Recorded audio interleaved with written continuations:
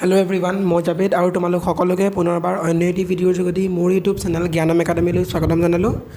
आज मैं ये भिडिओर जोगेदी तुम हबिज नाমৰ पाठটো आलोचना कराम। तुमलोकर ज्ञातार्थे मैं कब खोजो जे हबिज नाমৰ पाठটোৰ मैं किछु अंश अन्य एटी भिडिओर जोगेदी पार्ट 1 हिसापे तुमलोকক पढ़ालो। आजिर ये भिडिओটো पार्ट 2 हिसापे मैं तुमलोकলৈ আগবঢ়াম, अर्थात परवर्ती जिखिनि आमार थाকি গৈছিলে সেইখিনি আজি মই আলোচনা কৰিম। গতিকে যিসকলে এতিয়ালৈকে প্ৰথমে যোনটো মই পাৰ্ট 1 হিচাপে অংশ পঢ়াইছিলোঁ সেইখিনি চোৱা নাই, তোমালোকে চাই ল'বা। মই ডেছক্ৰিপশ্যনত লিংকটো দি দিম, তোমালোকে তাতে ক্লিক কৰিলে প্ৰথমতে সেইটো ভিডিঅ' পাবা আৰু তাৰপিছত সেইটো ভিডিঅ' চোৱাৰ পিছত আজিৰ এই ভিডিঅ'টো তোমালোকে চাবা বুলি আশা কৰিলোঁ। নহ'লে তোমালোকে যোনটো কনচেপ্টটো তোমালোকৰ ক্লিয়াৰ নহ'ব। গতিকে আহাচোন আজি আমাৰ পৰৱৰ্তী যিখিনি থাকি গৈছিলে সেইখিনি আমি আলোচনা কৰোঁ। ইয়াৰ আগতে আমি এজনী ছোৱালীয়ে যেন গান গাই ভাল পায় সেইটোৰ বিষয়ে আমি পঢ়িলোঁ। আজি আমি ইৰফান নামৰ যোনজন ল'ৰা আছে সেই ল'ৰাজনৰ হবিটো কি, সি কি কৰি ভাল পায় সেই বিষয়ে আজি অলপ পঢ়িম। এতিয়া ইৰফানৰ বিষয়ে কি কৈছে, আই লাইক টু পেইণ্ট। ইৰফানে কি কৰি ভাল পায়, পেইণ্ট কৰি, অৰ্থাৎ ছবি আঁকি ভাল পায়। পেইণ্টিং ইজ মাই হবি, অৰ্থাৎ পেইণ্টিং কৰা, অৰ্থাৎ মানে কি ছবি অঁকাটো তাৰ কি এটা hobby. I use water colours in my paintings. সি কি কৰে, যিবিলাক ৰং কৰে সেইবিলাকত কি ৰং ব্যৱহাৰ কৰে, ৱাটাৰ কালাৰ মানে যিবিলাক ধৰা ৰং থাকে যেন পানী লগা লগা ব্যৱহাৰ কৰে সেইটো ৰং সি ব্যৱহাৰ কৰে নিজৰ ছবি আঁকোতে। I always carry my art materials with me while visiting different places. ইৰফানে কৈছে যেতিয়াই সি বেলেগ বেলেগ ঠাইলৈ যায় তেতিয়া সি কি কৰে, লগত নিজৰ এই ছবি আঁকা যিখিনি সা সৰঞ্জাম, ব্ৰাছডালেই হওক, ধৰা সেই ৰংখিনিয়ে হওক বা এখন আৰ্ট পেপাৰেই হওক, সেই সকলোবোৰ সি লগত লৈ যায়। I like to sit and paint landscape.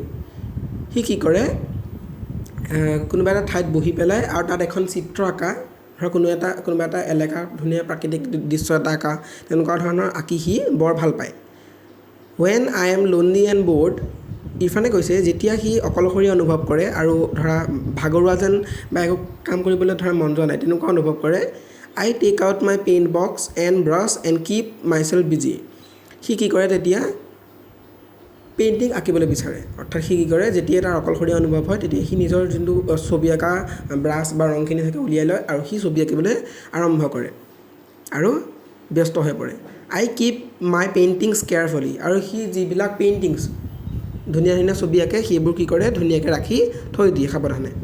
I have participated in different art competition and won prizes. আৰু সি কি কৰে, কি কৰিছিলে যে বিভিন্ন ধৰণৰ যি চিত্ৰাংকন প্ৰতিযোগিতা অৰ্থাৎ ছবি অঁকা প্ৰতিযোগিতা হয় সেইসমূহত কি ভাগ লৈছে আৰু বিভিন্ন সময়ত বিভিন্ন ধৰণৰ প্ৰাইজো জিকিবলৈ সক্ষম হৈছিল বুলি ইৰফানে নিজৰ বিষয়ে কৈছে। এতিয়া আমি ইৰফানৰ বিষয়ে পঢ়িলোঁ। এতিয়া আমি ৰুণা নামৰ যোনগৰাকী ছোৱালী আছে তাইৰ কি হবি সেই বিষয়ে অলপ আলোচনা কৰিম। ৰুণাই কৈছে my favourite hobby is gardening, অৰ্থাৎ তাই গছপুলি ৰুই বা শাক পাচলি খেতি কৰি বা ফুলৰ পুলি ৰুই এইবিলাক কৰি তাই বৰ ভাল পায়। At home we have a kitchen garden in our backyard and a flower garden in front of our house. কি কৈছে, সিহঁতৰ ঘৰৰ পিছফালে এখন কিটচেন গাৰ্ডেন। এতিয়া কিটচেন গাৰ্ডেন মানে কি জানা, তোমালোকৰ ধৰা ঘৰখনৰ বাবে যিখিনি শাক পাচলিৰ প্ৰয়োজন হয় সেই শাক পাচলিখিনি যেতিয়া তোমালোকৰ ঘৰৰ পিছফালে মাটিখিনিতে কৰি ল'বা তেতিয়া সেই যোনখন বাগিচা হ'ব সেই বাগিচাখনক ইংৰাজীত কি বুলি ক'ব, কিটচেন গাৰ্ডেন বুলি কোৱা হয়। নিশ্চয় বুজি পাইছা। আৰু কিটচেন গাৰ্ডেন সদায় ঘৰৰ পিছফালে থাকে। আৰু ই কৈছে ৰুণাহঁতৰ ঘৰৰ আগফালে কি আছে, এখন ধুনীয়া ফুলনি বাগিচা আছে আৰু পিছফালে তেনেকুৱা এখন কিটচেন গাৰ্ডেন আছে। We grow' all kinds of vegetables in our garden. ৰুণাই কি কৰে, নিজৰ পিছফালে যোনখন খেতি কৰে জেগাডোখৰত তাত বিভিন্ন ধৰণৰ শাক পাচলি তাই খেতি কৰে। I also' collect a variety of flowers for our garden. আৰু সন্মুখৰ ভাগৰ যিখন ফুলনি বাগিচা আছে সেই ফুলনি বাগিচাখনৰ কাৰণেও তাই কি কৰে, বিভিন্ন ধৰণৰ ফুল, বিভিন্ন প্ৰজাতিৰ ফুল তাই ৰোপণ কৰে। I like planting new plants and watering them. তাই কৈছে যে তাই নতুন নতুন গছপুলি ৰুই আৰু সেইবোৰত পানী দি বৰ ভাল পায় বুলি কৈছে। Every morning I water the plants and clean the বেজ। কি কৰে, প্ৰত্যেক ৰাতিপুৱাই ৰুণাই যিবিলাক গছপুলি তাই ৰুইছিল সেইবিলাকত পানী দিয়ে আৰু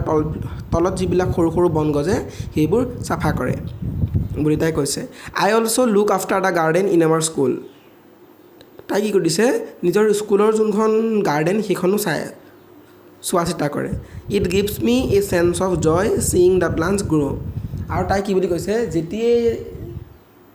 গছপুলিবিলাক ৰোৱাৰ পৰা তাই প্ৰতিপালন কৰে আৰু ডাঙৰ দীঘল হয় তেতিয়া তাইৰ মনত কি লাগে এটা আনন্দ লাগে I feel fit and active working in the garden যেতিয়া তাই সেই বাগিচাসমূহত কাম কৰে বা গছপুলি ৰুৱে তেতিয়া তাই নিজকে বৰ একদম এক্টিভ নিচিনা লাগে ধৰা সুস্থ সবল সক্ৰিয় তেনেকুৱা লাগে বুজি পাইছা I am also' learning A lot about different types of plants আৰু তাই কি কৈছে যে মই এইসমূহ কৰি বিভিন্ন ধৰণৰ গছ ফুলেই হওক বা শাক পাচলি হওক আদি বিভিন্ন ধৰণৰ বিষয়ে কথা শিকিব পাৰিছোঁ বুলি তাই কৈছে এতিয়া আমি পঢ়িম তোমালোকৰ লগৰে এজন সহপাঠী শ্যাম নামৰ ল'ৰাৰ বিষয়ে তাৰ হবিটোনো কি সি কৈছে আই স্পেণ্ড মাই ফ্ৰী টাইম ৰিডিং সি কি কৰি ভাল পায় পঢ়ি ভাল পায় ৰিডিং ইজ মাই হবি কিতাপ পঢ়াটো তাৰ এটা hobby I read all kinds of books সি বিভিন্ন ধৰণৰ কিতাপ পঢ়ে I enjoy reading story books and biographies of great persons সি কি কৰি মানে ভাল পায় বুলি কৈছে যিবিলাক ষ্টৰি বুকছ অৰ্থাৎ যিবিলাক সাধু কিতাপ থাকে সাধু কিতাপ পঢ়ি আৰু বায়'গ্ৰাফি মানে কি জানা যিবিলাক আত্মজীৱনী থাকে যেন আত্মজীৱনী মানে যিসকল লেখকে নিজৰ কথা এখন কিতাপত উল্লেখ কৰে নিজৰ জীৱনত কি হৈছিলে কেতিয়া জন্ম হৈছিলে বা তেওঁ জীৱনত কি কৰিছিলে নিজৰ জীৱনৰ সমস্ত কথা যেতিয়া এখন কিতাপত উল্লেখ কৰিব সেই কিতাপখনক কি বুলি ক'ব আত্মজীৱনী বা ইংৰাজীত ক'লে বায়'গ্ৰাফি বুলি কয় সেইবিলাক পঢ়ি সি বৰ ভাল পায় I also' love to read adventure and mystery stories আৰু সি এইবিলাক কিতাপো পঢ়ি ভাল পায় যিবিলাক অনুসন্ধানী কিতাপ বা মিষ্টেৰী সেইবিলাক কিতাপ পঢ়িও বৰ ভাল পায় দেই I can read them over and over again and I enjoy doing so' সি এইবোৰ কিতাপ বহুত পঢ়িছে আৰু এইবোৰ পঢ়ি সি বহুত আনন্দ লাভ পাইছে after reading I also' right A review of the story আৰু প্ৰত্যেকখন সাধু কিতাপ পঢ়াৰ পিছতেই সি এটা ৰিভিউ দিয়ে কিতাপখনৰ পৰা কি শিকিলে কি বুজিলে সেই বিষয়ে সি অলপ লিখি থয় বুলি সি আমাক কৈছে নিশ্চয় তোমালোকে এইখিনি বুজিব পাৰিছা এতিয়া আমি এজন ল'ৰাৰ বিষয়ে পঢ়িম নামটো তাৰ কি বীৰলঙে কৈছে my hobby is collecting stamps কি কৰে ষ্টাম্প সংগ্ৰহ কৰে the collecting and study of stamp is called philately যিবিলাক ষ্টাম্প থাকে তোমালোকে নিশ্চয় বিভিন্ন ধৰা কাগজৰ পত্ৰৰ ওপৰত কিছুমান ষ্টাম্প থাকে যেন সেইবিলাক দেখিছা আৰু সেই ষ্টাম্পবোৰ সংগ্ৰহ কৰাই হৈছে বীৰলঙৰ হবি আৰু সেই ষ্টাম্পবোৰ সংগ্ৰহ কৰা আৰু ষ্টাম্পবোৰৰ বিষয়ে বস্তু কিবাকিবি শিকা অধ্যয়ন কৰা সেইটো কি বুলি কয় ফিলেটলি তোমালোকৰ নিশ্চয় এইটো এটা কুৱেশ্যন আহিব পাৰে যে হোৱাট ইজ ফিলেটলি বুলি তেতিয়া লিখিবা the collecting and study of stamps is called philately I started collecting stamp when I was in class 1 বীৰলঙে কৈছে যেতিয়া সি ক্লাছ 1ত আছিলে অৰ্থাৎ প্ৰথম শ্ৰেণীত আছিল তেতিয়াৰ পৰাই সি কি কৰে এই ধৰণৰ ষ্টাম্পবিলাক সংগ্ৰহ কৰে my uncle who stays in the United States used to write letters to us বীৰলঙে কৈছে যে তাৰ যোনজন খুৰাক বা আংকল ইউনাইটেড ষ্টেটছত থাকে তেওঁ কি কৰে বীৰলঙলৈ চিঠি পত্ৰ লিখে I used to take out the stamps from the envelopes and stick them in an album আৰু সাধাৰণতে কি হয় চিঠি পত্ৰবিলাক যেতিয়া লিখি দিয়ে চিঠি পত্ৰবিলাক ক'ত দিয়ে আহে ডাকঘৰৰ যোগেদি আহে আৰু ডাকঘৰৰ যোগেদি আহোঁতে এটা ষ্টাম্প মাৰা থাকে আৰু সেই ষ্টাম্পবোৰ সি কি কৰে সংগ্ৰহ কৰি নিজৰ যিখন এলবাম আছে তাত সংগ্ৰহ কৰি থৈ দিয়ে my grandparents and teachers encourage me to pursue this hobby মোৰ যিসকল ককা আইতা আছে বা মা দেউতা আছে বা শিক্ষকসকল আছে তেওঁলোকে মোক কি কৰে সাহস প্ৰদান কৰে বা অনুপ্ৰেৰণা যোগায় মোৰ এই হবিটো বৰ্তাই ৰাখিবৰ কাৰণে I have a large collection of stamps আৰু মই ক্লাছ 1ৰ পৰা ইমানেই ষ্টাম্পৰ চিত্ৰ গোটাই আছোঁ যে মই এটা বৃহৎ মানে সংগ্ৰহ হৈ গৈছে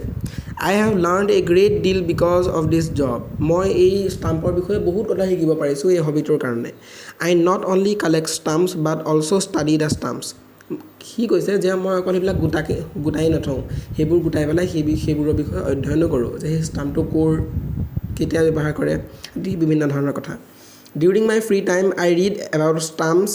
issued by postal department of the different countries সি কি কৰে যেতিয়া তাৰ আজৰি সময় ওলায় সেই ষ্টাম্পবোৰৰ বিষয়ে পঢ়ে আৰু কোনটো পোষ্টেল ডিপাৰ্টমেণ্টৰ পৰা কি কেনেকুৱা ধৰণৰ ষ্টাম্প ওলায় সেই বিষয়ে কি অধ্যয়ন কৰে বুলিও উল্লেখ কৰিছে Nowadays, with the advancement of technology, communication system have changed. আৰু কি হৈছে বৰ্তমান মন কৰিবা আগতে মানুহে এজনে আনজনৰ লগত কথা পাতিবলৈ আঁতৰত থকা এজন মানুহৰ লগত চিঠি পত্ৰ দিয়ে কিন্তু আজিকালি চিঠি পত্ৰৰ যোনটো ব্যৱস্থা সেইটো প্ৰায় উঠি গৈছে আজিকালি মানুহে যিবিলাক বিজ্ঞান প্ৰযুক্তিবিদ্যাৰ ফলত সৃষ্টি হোৱা মোবাইল ফোন বা অন্যান্য কম্পিউটাৰ আদিৰ ফলত কি হয় SMS কৰিব পাৰে ফোন কৰিব পাৰে ইমেইল হোৱাটছএপ ফেচবুক আদিৰ যোগেদি কি হয় মানুহে যিটো কথা বতৰা মনৰ ভাৱ আদান প্ৰদান কৰাৰ যিটো যোগাযোগৰ সূত্ৰ সেইটো আজিকালি ফোনটো হৈ পৰিছে চিঠি পত্ৰবোৰ প্ৰায় নাইকিয়া হৈ পৰিছে বুজি পাইছেনে এনেকুৱা হ'বলৈ হৈছে কিন্তু মানে আগৰ যোনটো চিঠি পত্ৰৰ চিষ্টেম আছিলে সেইটো আজিকালি প্ৰায় নাইকিয়া হৈ গৈছে আজিকালি প্ৰায় মানুহে টেকনিকেলি যিবিলাক যোগাযোগৰ মাধ্যমটো ৰাখিছে বুলি কৈছে but the old postal system is still popular কিন্তু আগৰ যোনটো ডাকঘৰৰ ব্যৱস্থা আছিলে বৰ্তমানেও পপুলাৰ হৈ আছে বুলি কৈছে কাৰণ এইটো আগৰ পৰাই চলি আহিছে সেইটো কেতিয়াও হেৰাই যাব নোৱাৰে কিন্তু আজিকালি কি মানুহবিলাকে মানে খুব ধৰা সহজতে ফোনৰ সহায়ত বা অন্যান্য কোনো উৎসৰ সহায়ত মানুহে ইজনে সিজনৰ কথা পাতে চিঠি পত্ৰৰ ব্যৱহাৰ প্ৰায় কম হোৱা দেখা গৈছে তাৰপিছত এতিয়া কি বুজিলে পাঠটো পা দেই Hobbies are those activities that are entertaining and relaxing. Hobbies হৈছে সেইবোৰ কাম-কাজ আমি কি বুজিলো পাঠটো পা হবিজ হৈছে সেইবোৰ কাম-কাজ যিবোৰে আমাক আনন্দ দিয়ে এন্টাৰটেইনমেন্ট কৰে আৰু ৰিলেক্সিং অৰ্থাৎ আমাৰ ভাগৰুৱা অনুভৱ কৰিব নিদিয়ে আমাৰ মনটো শান্ত কৰি ৰাখে দেই সেইবোৰ কাম-কাজ They are pursued during leisure time for pleasure or relaxation. আৰু সেইবোৰ আমি আজৰি সময়ত নিজৰ আনন্দ লাভিবৰ কাৰণে বা সময়বোৰ শান্তভাৱে পাৰ কৰিবৰ নিমিত্তে আমি সেইবোৰ কৰিব পাৰোঁ দে কেন বি এডুকেটিভ টু আৰু সেইবোৰৰ পৰা অকল সেইবোৰ কৰাই নহয় সেইবোৰৰ পৰা এডুকেটিভ সেইবোৰ মানে সেইবোৰৰ পৰা আমি বহু কথা শিকিবও পাৰোঁ hobbies help us to use our free time fruitfully আৰু হবিজে আমাৰ আজৰি সময়সমূহ ভালভাৱে আনন্দদায়কভাৱে পাৰ কৰিবলৈ সহায় কৰে we can keep our self busy আমি সকলোৱে নিজকে ব্যস্ত ৰাখিব লাগে and active if you take up a hobby আৰু আমি নিজৰ হবিটো সম্পূৰ্ণৰূপে বৰ্তাই ৰাখি সেইমতে আমি কাম কৰিব লাগে নিশ্চয় তোমালোকে আজি পাঠটো বুজি পালা তোমালোকৰ কি কি হবি আছে সেইটো মোক কমেণ্ট বক্সত জনাবা মই অধিক আগ্ৰহেৰে সেইবোৰৰ বিষয়ে জানিবলৈ অপেক্ষা কৰিম আৰু ভিডিঅ'টো চাই যদি ভাল পালে এটি লাইক কৰি দিবা লগতে তোমালোকৰ বন্ধু বান্ধৱীসকলৰ লগতো শ্বেয়াৰ কৰি দিবা যাতে তেওঁলোকেও পাঠটো পঢ়ি কিবা হ'লেও বুজিব পাৰে